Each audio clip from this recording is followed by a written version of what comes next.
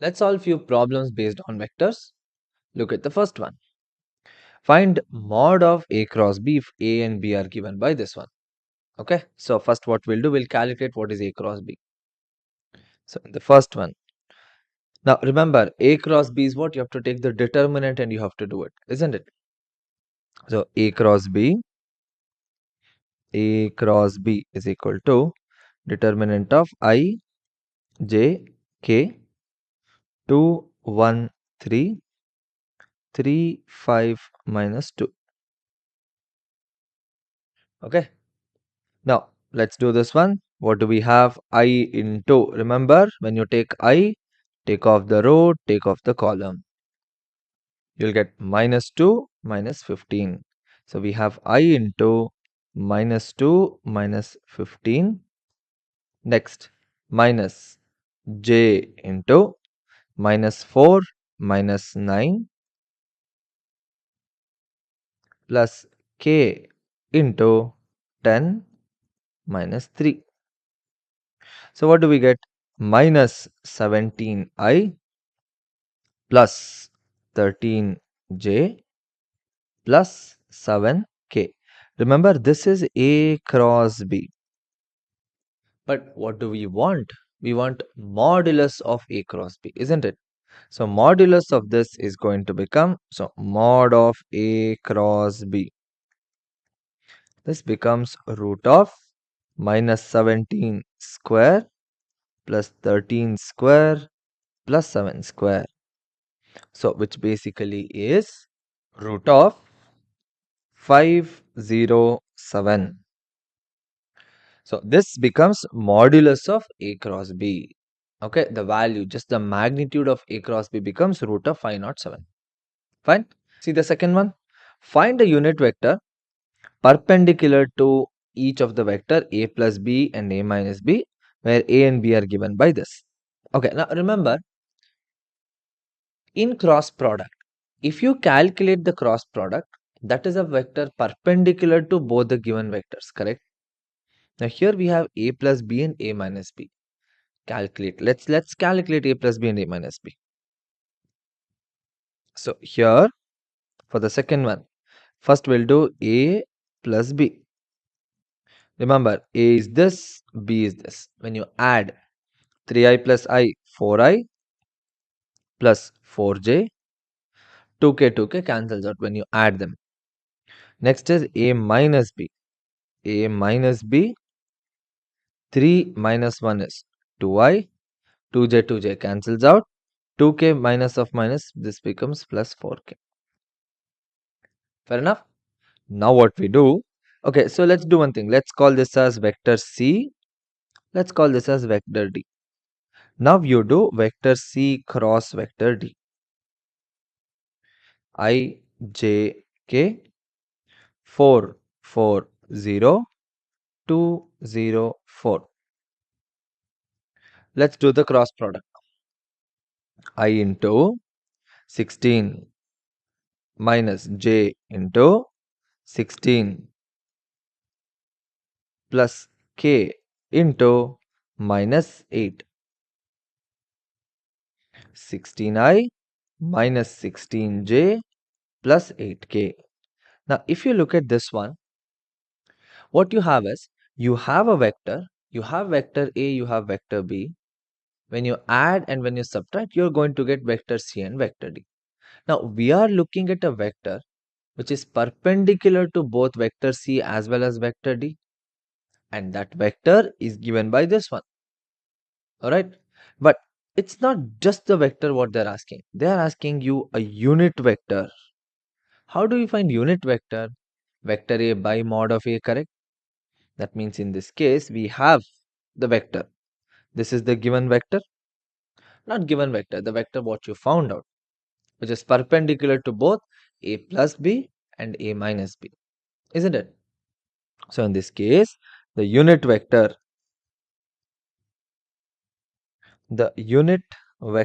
will be equal to, now remember, you have to calculate the modulus of this value, isn't it? Which is root of ax square plus ay square plus az square, correct? Now, this particular vector also you have to calculate the modulus. For this particular problem, it's going to become 16 square plus 8 square, which is 64, which is going to give you 576. And what is root of 576? 24. So you're going to get 1 by 24 into 16i minus 16j plus 8k. Now remember, you can take 8 common. If you take 8 common, I think I might as well write the answer here. Okay, so the unit vector becomes, if you take 8 common, 1 by 3 of 2i, because 16i 2i minus 2j plus k. This becomes the answer for this particular question, the second question. Fine, this is how we calculate the unit vector. Alright, let's do the third one now. See the third one.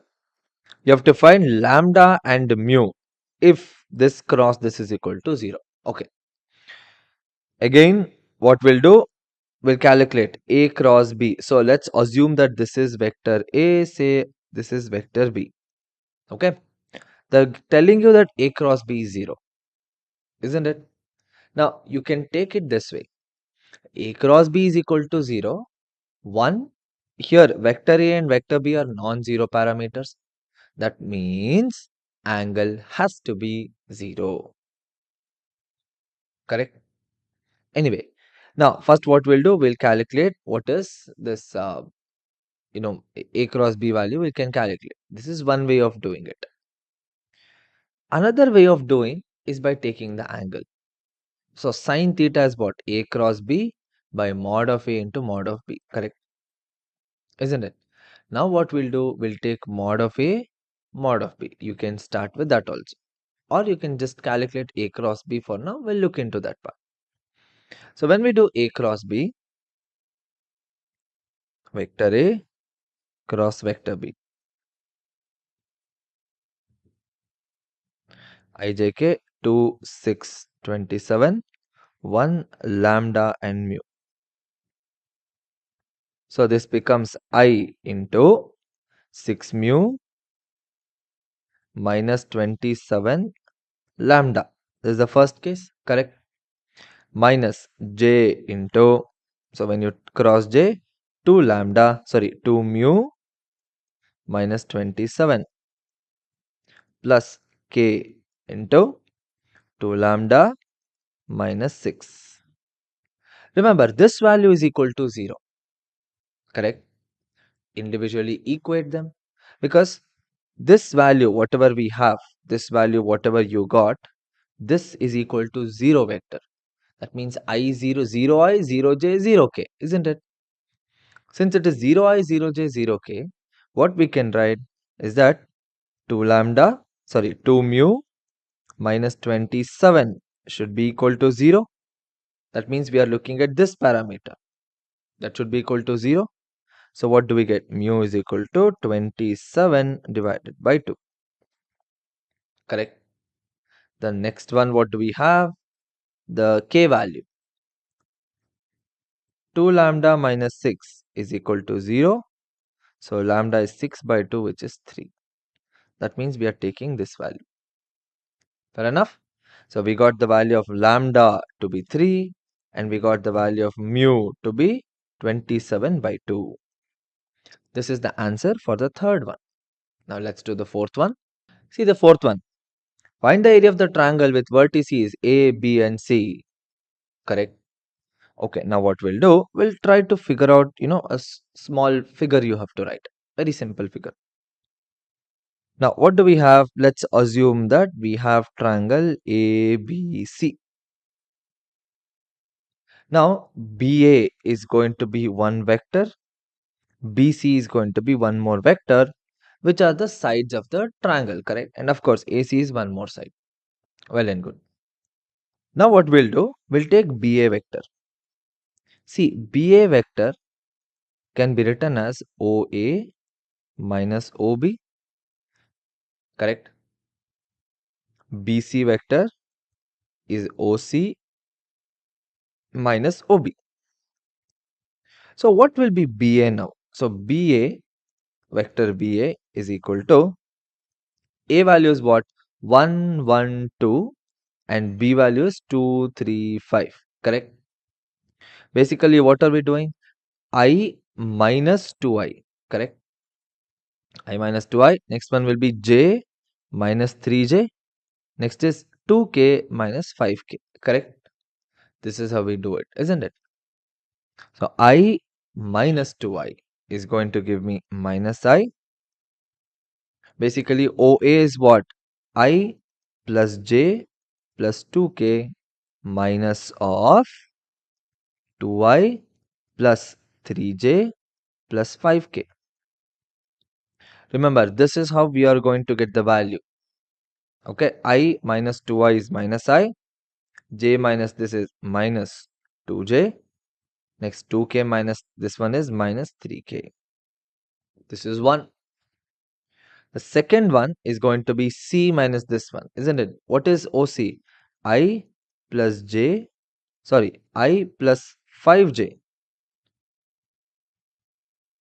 plus 5K minus 2I minus of 2I plus 3J plus 5K. We got this? So that means here BC is equal to I minus this one. This is going to become minus I. 5J minus this is plus 2J. 5K minus 5K is 0, nothing else. So we got what is BA and we got what is BC. Now to find the area, we just have to do half modulus of BA cross BC, correct? The cross product, take half of the modulus whatever you are going to get and you are going to get the final answer, isn't it? So we'll do the cross product, we'll calculate the modulus and we are going to take half of this. Fair enough? Let's do this problem now. Cross product now. So what do you have? Cross product. So guys, let's call this as A and B, okay? A and B vector. So A cross B is equal to determinant of I, J, K minus 1, minus 2, minus 3, minus 1, 2, 0. Okay. So this becomes I times 0 plus 6 because minus 2, minus 2 into minus 3, right? Minus j into again 0 minus 3 plus k times you get minus 2 again minus into minus into minus is minus 3 minus you will have, correct? Because of 3 minus you are going to have minus itself. So minus 2 again minus 2 minus 4. So this becomes 6i plus 3j minus 4k. Now this is A cross B, but what do we want? What we want is mod of A cross B. If you do mod of A cross B, you are going to get root of 36 plus 9 plus 16. Correct? Which is going to give us square root of, see, 36 plus 9 plus 16. You are going to get 25 plus 36, just 61. Fine, root of 61.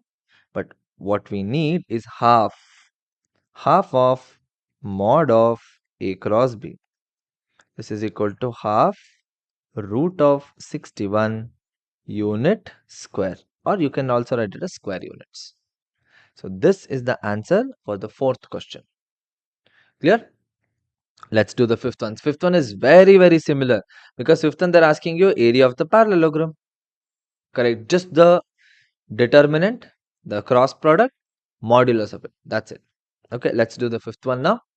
See the fifth one. Vector A, vector B. Correct? Now what do? We are going to just multiply this. Cross product. So cross product I, J, K. 1 minus 1, 3. 2 minus 7, 1. So this becomes I times, what do we get? Minus 1 plus 21. Minus 1 plus 21 gives us 20. minus j into 1 minus 6. 1 minus 6 is minus 5 plus k into minus 7 plus 2. Minus 7 plus 2 gives us minus 5. We got 20i plus 5j minus 5k. Just we have to take the modulus. So what do we get here? Mod of a cross b. Root of 20 square plus 5 square plus minus 5 whole square. Correct? So now when we are trying to do this one, we'll get root of 400 plus 25 plus 25, which is root of 450. Now what we can do, we'll have to, take common. Okay, we can take two things are there. One, you can divide by 9. If you take 9, you're going to get, 9 into 5 is 50. So 450 you will get.